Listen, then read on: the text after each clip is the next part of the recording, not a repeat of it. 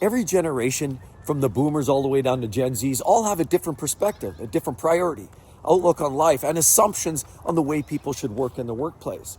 Why do you think a lot of us as Gen Xers have been around a long time and believe in hard work being paid off is a major reason why we struggle now when all of a sudden we attain a boss who might be a millennial, a boss who might be a Gen Z. They have a totally different outlook, a different assumption, work from home, and all these other thoughts and processes, utilizing electronics, technology, and certainly networking, as opposed to actual getting your fingers dirty. So I want to talk about this, the different generations. I've been doing some research now as a Gen Xer myself because I struggled. I truly did struggle to understand what the different generations were going through. And honestly, it's much easier to empathize and really put step into a set of their shoes for a while and try to understand where they're coming from and why, in fact, they're coming from that direction in the first place.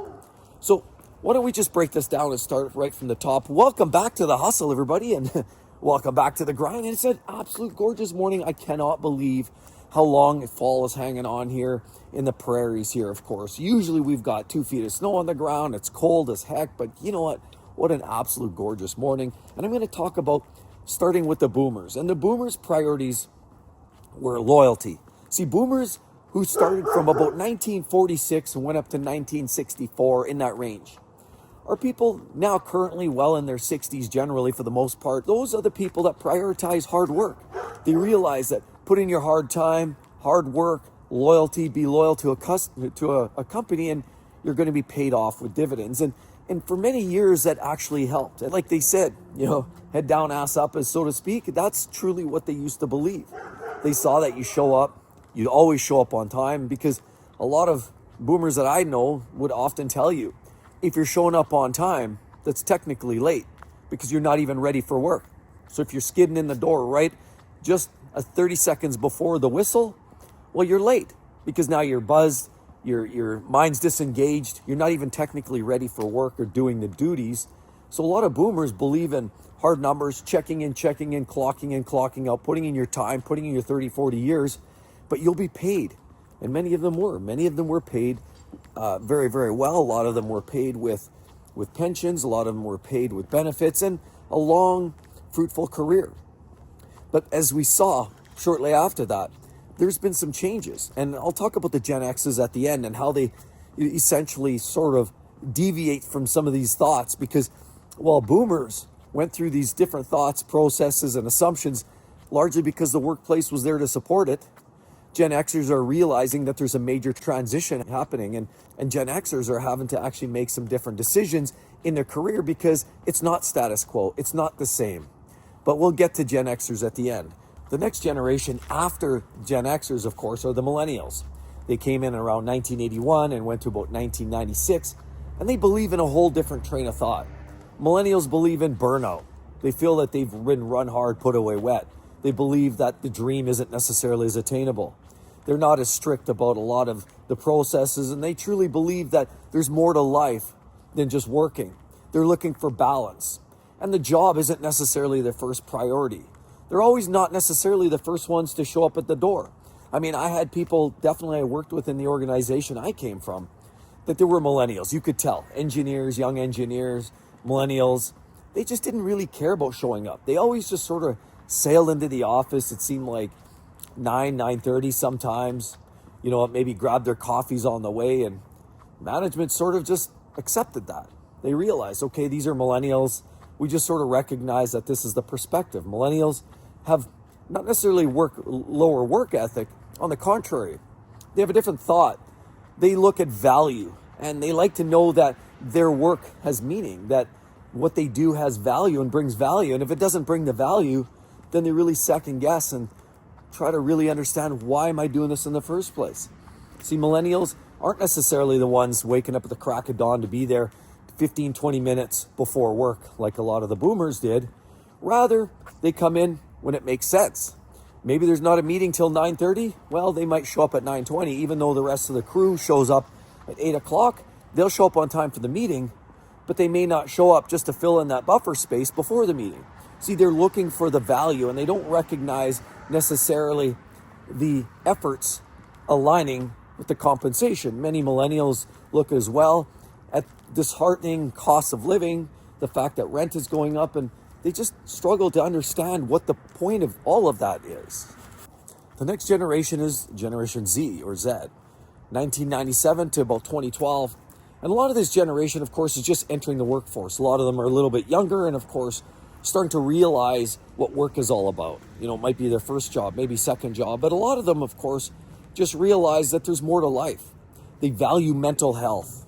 You know, and we're seeing a lot more of this challenge, the conversation, and we really haven't heard.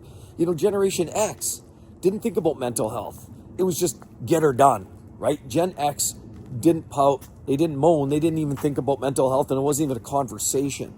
See, where Gen Z is prioritizing things like mental health, questioning why are we doing any of this, balance. You know, they're the ones to be more outspoken on priorities where it comes to unfair treatment, and people that are just generally asking all the questions that everybody maybe thought about, but nobody asked.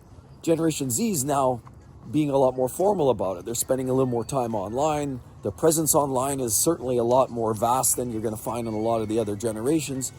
And with social media and a lot of the other, you know, some of the challenges that we see in today's society with, of course, cost of living, housing crisis, of course, politics, and just about everything across the globe, they become a lot more vocal. And it tends to all as well sway a lot of their decisions. Decisions in, should I even work? What type of work? Entrepreneurial activity. You know, there's a lot more get fast, rich quick schemes. And, you know, a lot of the Gen Zs are just saying there's got to be a better way. You know, while a lot of the boomers just said, you know what, you work hard work will pay off. Gen Xs were just like, get out of the way. I got work to do. Don't bother me. I'm going to get it done. You know, and then as you move down, millennials were like, well, there's a job, but you know what? I'll get it done when it makes sense and when I have some time. You know, now here all of a sudden we have Gen Zs, which newer to the workforce, are really questioning all of that, saying, look, my health, my mental health are much more important than any job could ever offer up. And you're starting to see that in the workplace. You know, a lot of them are really, really hard workers. I've seen some Gen Zs that are extraordinarily hard workers, and same with millennials. But they also kind of refine to the term, oh, work harder, not smarter, or work smarter, not harder. I should say the other way is more the Gen X. And see, that's the differentiation. See, Gen Zs aren't about just necessarily looking busy, necessarily throwing that pipe over your shoulder, walking along just to stay looking busy, hustling around just for perception to look busy. See, this is what's transitioning. And that's why in some cases, depending on the culture in a lot of these corporate organizations where old culture struggles with Gen Z workers, and there's been proof and studies that show a lot of Gen Z workers are struggling to hold on to employment because they don't prioritize the work ethic that's required to maintain the high velocity, the high data transfer, the meetings, the priorities. And a lot of Gen Zs just aren't into that. Some millennials struggle with that as well. But ultimately, that's a place now where Gen Zs having to work, of course, with the outgoing, many of the boomers, and certainly more so now still in the workplace, Gen Xers, who look at a lot of Gen Zs and say they're just lazy. When in fact, it's not just always lazy. There are some of that, but there's lazy Gen Xers and everything else in between. I've seen it. We all know those. But the point is, they come off as seeming lazy. They don't necessarily want to get on board. They're not in a rush. The company's priorities don't seem to align with the same priorities as a Gen Z. And sometimes they struggle finding their space. Now, again, I've also known Gen Zs that are some of the hardest working people and are willing just to give it a shot. So a lot of it is upbringing. But generally speaking, as a culture, there are differentiations, and it's pretty stark. And that's why there's this shift in some of these organizations now where they're prioritizing some of these newer thoughts, these newer understandings and things, you know, fair and equitable treatment, and certainly pay equities and some of the other factors that get discussed a lot of times in some of these meetings and some of these corporate spaces quite often stems from the younger generations. And of course, finding a place for the younger generations like Gen Zs and millennials. But ultimately, Gen Xs are still lost in the middle, essentially the sandwich generation. And then that leaves us with Generation X. What are they all about? Well, they were born from roughly 1965 to 1980. And generally, that's the vast majority of the later, older workers that you're finding in the workforce today. You know, I'm a Gen X myself, born in 1970, and certainly I fall smack dab right in the middle, right in the heart of the beast. And Gen Xers have a different priority list. They believe, just let me figure this out. Get out of my way. I'm just going to tackle this. They're often more quiet. They're silent. They're not going to express feelings because it's a sense of weakness. Gen Xers, grew up. We think about a lot of those memes that were discussed about, what was it like growing up in the 80s? Well, Gen Xers, drinking out of the garden hose, getting bumps and bruises, falling off your bike, banging your head, getting bit by the neighbor's dog, and just keep on going. We got hurt, we got bumps, we got bruises, but we kept moving because we prioritized life. And if we had to stay indoors on a Saturday afternoon, we were grounded. That was bad. Nowadays, you struggle to find any young ones outside. Everybody's inside playing games and electronics, and that's what we're talking about. The new Alpha generation, as well as many Gen Z generations, are still tied up indoors, worried about more electronics, technology, face screen time.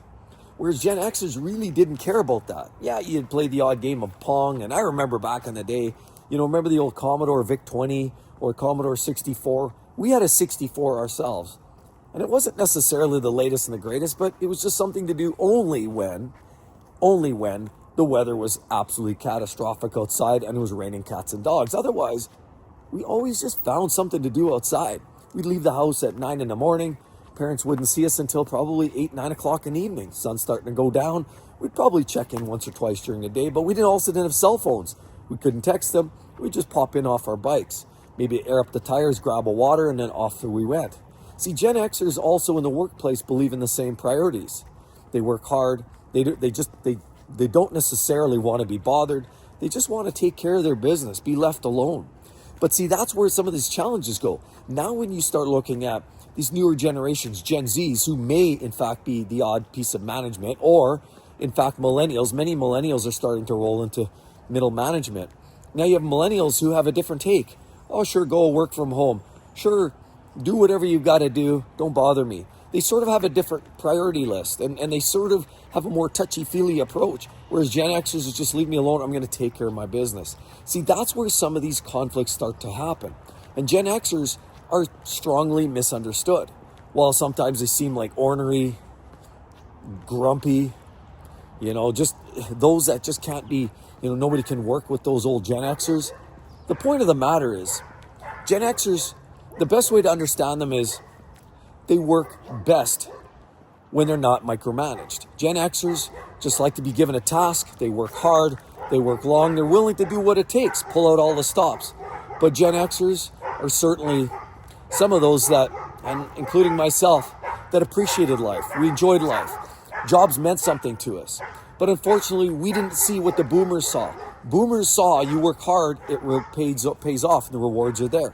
But unfortunately, now what we're seeing is many Gen Xers are working hard, and we're going through this transition now where we're changing. Corporate life is changing, and now it's not just a matter of working hard. We started with that philosophy, and we've had to shift. We've had to adapt to a place now where it's not just about working harder. It's now about working smarter. It's about networking and taking on a whole new level of technical skills that we just never knew.